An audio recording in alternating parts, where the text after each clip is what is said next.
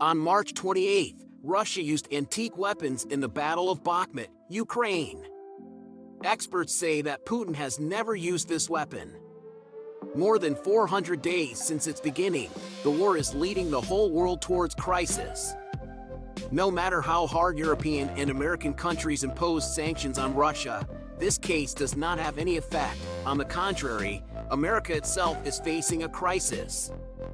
Recently, the two largest banks in America declared their official bankruptcy and closed their banking operations with debts of $319 billion.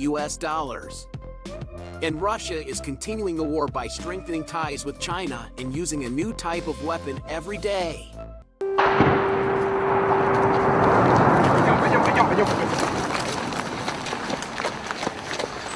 The situation in Ukraine is getting worse every day. The amount of money needed to restore lost lands to Ukraine has reached a record $900 billion.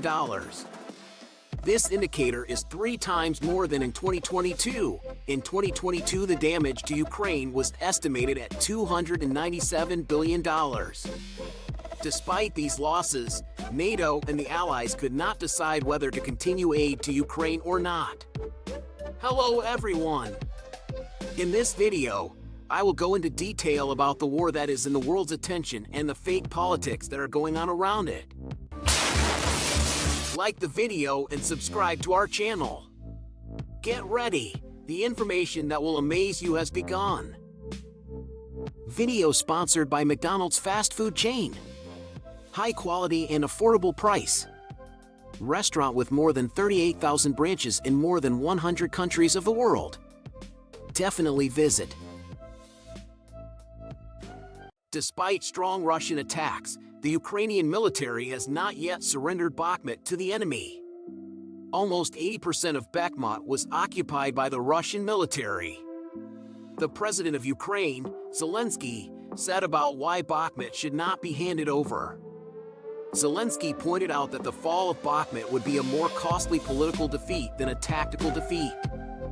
If Bakhmut is lost, Russian President Vladimir Putin will sell this victory both in the West and inside Russia, in China and Iran. As soon as he smells blood, he feels that we are weak, he presses, and presses again, said Zelensky. The president of Ukraine said that the fall of Bakhmut will affect the mood in the Ukrainian society. Our society feels tired. Our society encourages me to compromise with the Russian authorities, he said. War is a collection of victories.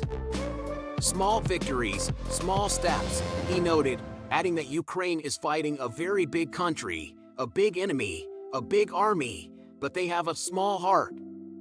Zelensky said that the war united Ukrainians. Although they could have been divided, they chose the path of unity. I am grateful to everyone, to each of our allies, to our people, to God, to everyone that we found this way at a difficult time for the nation. This road saved our people, and we saved our country. We are together, said Zelensky. Battles for Bakhmut have been going on since July 2022. Despite the resistance of Ukrainian defenders, Russian troops are slowly advancing. According to the American Institute for the Study of War, between March 21st and March 28th, Russian forces captured another 5% of Bakhmut and control 65% of the city. With dry, abstract, and often contradictory official reports, the escalation of hostilities on the Russian-Ukrainian front has created speculation about what is actually happening, who is better off, and what to expect in the near future.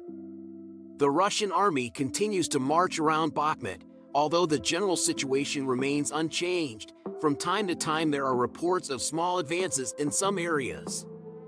The city remains semi-encircled, but it is not possible to completely surround it, and the armed forces of Ukraine do not intend to make an orderly retreat.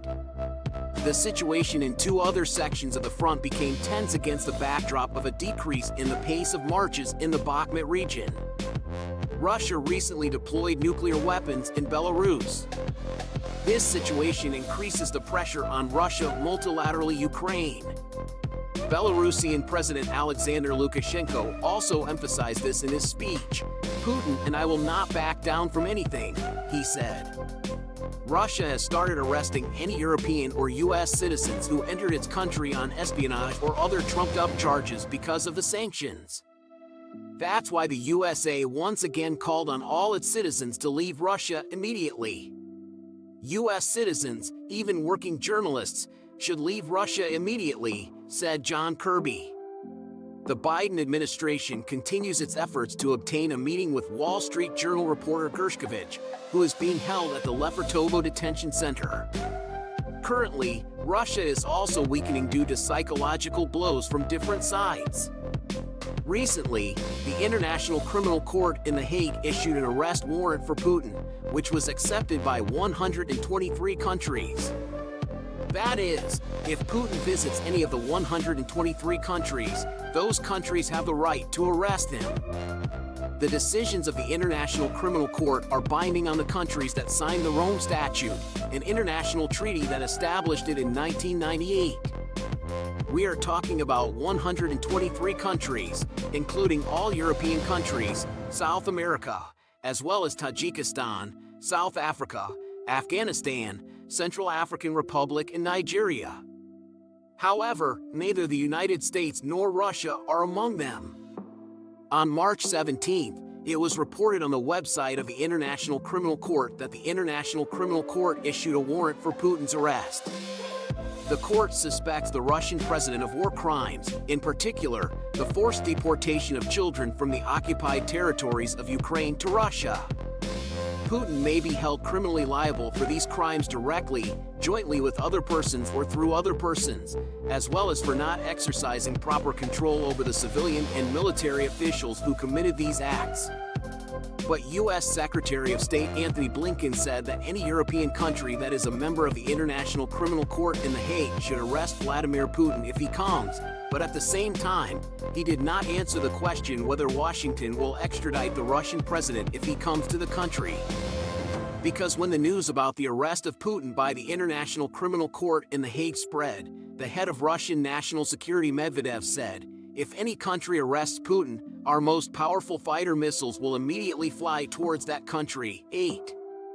It is not for nothing that it is said that everyone knows how to talk big, but when it comes to practice, they are weak. Indeed, everyone approved the decision of the International Criminal Court in The Hague, but no one dares to do so. Putin recently went beyond the borders of Russia and even penetrated into the interior of Ukraine. He went to see the newly conquered lands, but no one arrested him, and no one had the courage to do so. What is the war itself, and what did it originate from? There are many unanswered questions that bother many people, but be careful today. You will get answers to all your questions. Putin's policies are very volatile, and he likes to follow in the footsteps of his predecessors. First, the imperialist mentality. Russia was one of the largest empires in human history, and there is still a desire to restore it. The reigns of Peter I or Catherine II were also characterized as great periods in the history of Russia, not because of the Europeanization of Russia or the granting of freedoms to the nobility, but primarily because of military successes and territorial gains. In this respect, the policy of freedom and transparency during Gorbachev's time was forgotten against the backdrop of the loss of a significant part of the territory of the former Soviet state. On the contrary, Putin's success in keeping Chechnya under Russian control in the 2000s and annexing Crimea in 2014 made him a respected leader. The leader, who gained the trust of the people through respect and position, became more ambitious and intended to conquer the whole of Ukraine. Through this, he aims to make the European countries dependent on him. As everyone knows, the USSR government owned all of Asia and some parts of Europe. And Vladimir Putin wants to renew history and remain in history with a completely new name. That is, while the rulers of the USSR occupied some parts of Asia and Europe, Putin wants to occupy all of Europe. That's why he first started from his native country. Ukraine is a member of NATO. But later Putin realizes that he made a mistake. That is, Russia did not achieve the success it expected on the battlefield. The war in Ukraine has significantly reduced the power and resilience of Vladimir Putin's regime. military setbacks, high casualties, and a worsening economic situation could threaten his power. Through the use of the Russian military, Putin had created a great store of trust in society. The Russian public witnessed the military operations in Chechnya, Georgia, Ukraine in 2014 and the relatively successful actions of the military forces in Syria. In these past military operations, no sacrifices were required from the civilian population. The Russians expected the special military operation in Ukraine to be the same. However, the war went as far as partial mobilization and ordinary citizens who went to war appeared at the front after a few days. Increasing casualties may deprive the government of public support. So, how will the political system be formed in Russia after Vladimir Putin? Several factors can prevent Russia from becoming a democratic state. Even some Russian officials have realized that Ukraine cannot be conquered through war, and that is why they have put forward the proposal to buy Ukraine. In the next show of propagandist Vladimir Solovyov, Margarita Simonyan put forward the idea of buying the territories of Ukraine currently occupied by Russia for more than $300 billion frozen by Western countries. This is truly a no-brainer. It is absurd to offer to buy something with money that is not yours. Simonyan himself admitted, the money will never be returned to us anyway. It could be called another example of the collective insanity of Putin's elite, but in this case the point is elsewhere. The head of Russia's main state propaganda TV channels can never speak on the topic of special military operations on one of the two main state TV channels without asking permission from his direct leader, Vladimir Putin. Naturally, for the domestic audience, this idea is presented as a personal initiative of Simonyan, who cares about Russian people who want to live in Russia. In fact, this is informational bone-throwing in order to test the possibility of interest in such a prospect in Ukraine. Of course, this will not happen. First of all, $300 billion is in Kiev's pocket. Secondly, Ukraine believes in its own strength, its own truth. Its reality is simple and clear. It was attacked, tens of thousands of its citizens were killed, and hundreds of cities, villages, industrial and civil infrastructure facilities were destroyed. What happens now? Will these lands, where the blood of Ukrainians were spilled, be given away immediately? For what? Is this at the expense of the money used to restore the economy and infrastructure of Ukraine? Such a step would be tantamount to treason for the hundreds of thousands of soldiers of the Ukrainian armed forces fighting for the homeland. Naturally, with their commander-in-chief, President Volodymyr Zelensky, who demonstrated the best qualities of national leadership during the one-year war of independence, toughness, determination, and courage, agreed to this at a time when a decisive counteroffensive of the Ukrainian army was being prepared? Absolutely!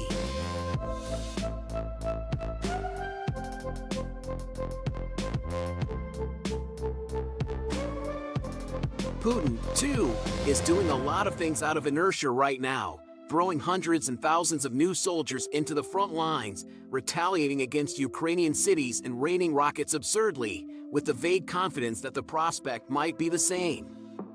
But he did not forget that he will have to extend his lifetime rule one more year in April 2024. Having a legal education, Putin pays great attention to formal legitimacy. For this, he needs victory like water and air, as soon as possible. He does not even argue about the price of victory. Of course, he is ready to continue to fill the Ukrainian trenches with the corpses of hundreds of thousands of Russian soldiers. There should be no doubt about that. However, he now realizes that he cannot do this indefinitely. It has a limit. There is such a limit in Russian society. One should also not forget the economic impact due to sanctions and war. In the first 2 months of 2023, the budget deficit of the Russian Federation has already reached the planned annual figure. The limit of his system's endurance may be reached soon and unexpectedly. Let's say long before the presidential election or right after the election. On March 18th, the International Criminal Court, located in The Hague, Netherlands issued an arrest warrant for Russian President Vladimir Putin. Many have argued that the warrant has no effect. However, the end of the head of state against whom the international courts opened a case was not a happy one. Remember, for example, the heads of state accused of crimes against humanity by the International Criminal Court in The Hague and other courts. Among them are those accused of killing Muslims, mass killings of non-Arabs, as well as Muammar Gaddafi and Adolf Hitler's successor. One of the accused took his accomplices and went to The Hague of his own free will. It is interesting that Russia's attack on Ukraine is increasing day by day, and every day certain places belonging to Ukraine are occupied by Russia. But Ukraine is not planning a counterattack against the Russian attack. The reason is that the Allies seem to be turning their backs on Ukraine and are no longer helping. Zelensky said the counteroffensive would be delayed. What's the point? Ukrainian President Volodymyr Zelensky announced that Ukraine's spring counteroffensive is being delayed due to a lack of weapons and ammunition. According to the Ukrainian leader, the march was planned for the spring, but now the Ukrainian armed forces lack ammunition and fighter jets. I don't see that we are aiming for victory, the representatives of the USA said. The US administration is proposing a split in the administration of Ukraine. According to journalists, the level of readiness of the United States to support Ukraine for a long time is not the same as it was at the beginning of the war. The head of the Foreign Affairs Committee of the lower house of the Congress, Michael McCall, said that the U.S. administration does not have a clear goal regarding the war in Ukraine. I don't see that we are going to win. If the goal is not to win, then what are we doing? McCall asks. Tanks provided by Germany and other countries will arrive at the front in April. We need tanks to deoccupy Ukraine, Zelensky said. However, according to the president of Ukraine, the situation with ammunition in the army remains very serious. According to him, the Russian military uses almost 3 times more ammunition than the Ukrainian armed forces every day. We are waiting for the arrival of ammunition from our partners. We can't start yet, he said, and once again called on US and European partners to speed up the supply of ammunition. NATO and the US, which are almost tired of helping, cannot come to a clear decision. But in recent times, many proposals have been put forward to extend a helping hand. And Zelensky emphasizes that it is impossible to start a march without shells and rockets. We can't start marching yet. We cannot send our brave fighters to the front without tanks, artillery, and HIMARS systems. Last week, 17 European countries and Norway agreed to increase the production of ammunition for Ukraine, according to which it was promised to deliver 1 million shells to Ukraine within a year. In short, this war was actually started by Russia, and one goal is to occupy Europe through Ukraine. Russian President Vladimir Putin intended not only to restore the era of the USSR, but also to establish a strong state in it. The damage caused by the war is felt not only between the two countries, but also among the countries of the whole world. Food prices in European countries have risen sharply. If the video was useful for you, click like and subscribe to our channel. What topics would you like the next videos to be about? Leave a comment in the comments. Thank you so much for watching.